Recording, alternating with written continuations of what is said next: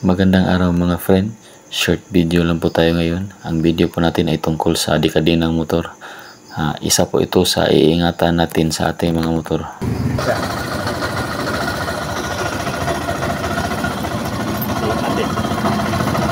Kaya natin i-reverse yun.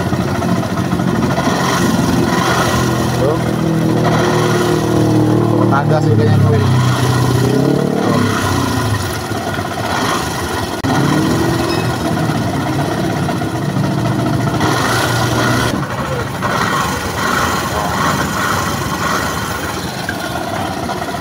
Kaya yung dahilan yan, tamaan niya na kadena.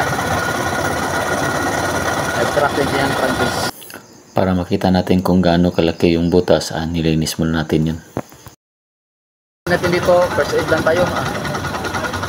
Tatapalan natin ito ng digkon, steel epoxy.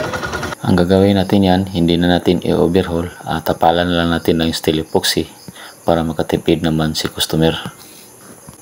Dahil hindi naman gaano kalaki yung butas, may kunting crack lang. Ato na trabaho ron. Ito na yung gawa natin mga preno. Tinapalan na natin ng ganito, steel epoxy. Ito lang yung tinapal natin.